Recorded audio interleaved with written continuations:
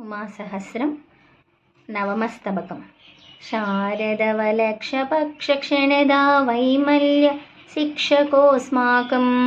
जागर्तुरक्षणाय स्थाणुपुरन्ध्रीमुखविकासः व्याख्यानं हर्षस्य प्रत्याख्यानं शरत्सुधाभानोः दिशतु हृदयप्रसादं गौरीवदनप्रसादो नः अन्तर्गतस्य हर्षक्षीरसमुद्रस्य कश्चन तरङ्गः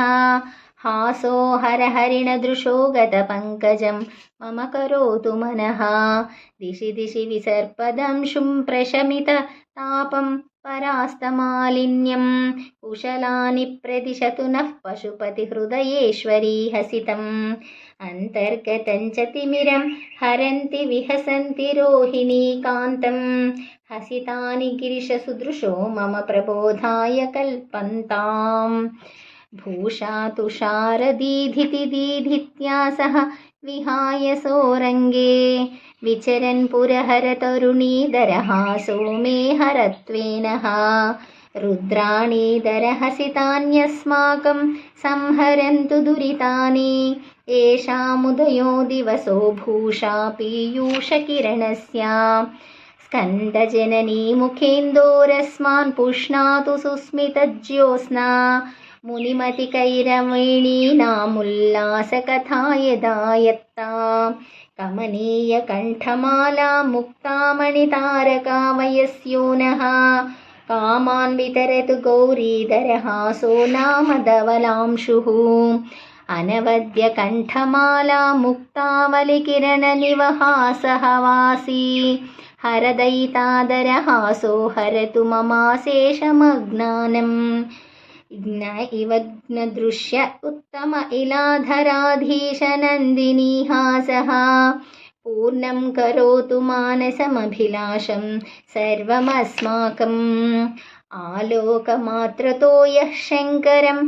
असमास्त्रङ्किङ्करचक्रे किङ्करं चक्रे अल्पोऽप्यनल्पकर्मा हासो नः पातु स शिवायाः स्मरमतरतमीशं यः करोतु भाव प्रसङ्गचातुर्या द्विजगुणपुरस्कृत्यो वाव्यात् स शिवाः स प्रवक्तानः रदवाससारथी मां शरीकरैः पातु पार्वतीहासः पावकदृशं जिगीषोः पञ्चपृषत्कस्य सेनानीः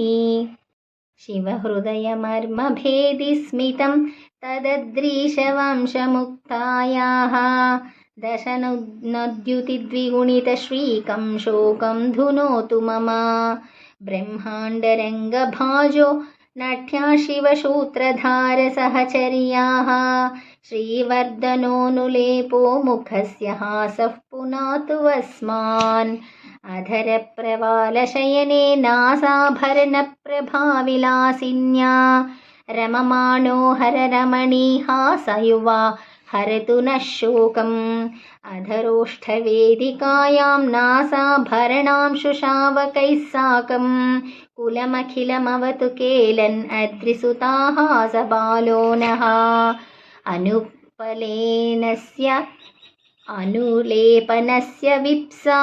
द्विर्भावः कुचतटीदुकूलस्य हरतु हृदयव्यथां मे हसितं हरजीवितेश्वर्याः गिरिशाङ्गराङ्गभसितं स्वागतवचसाभिनन्दधादरतः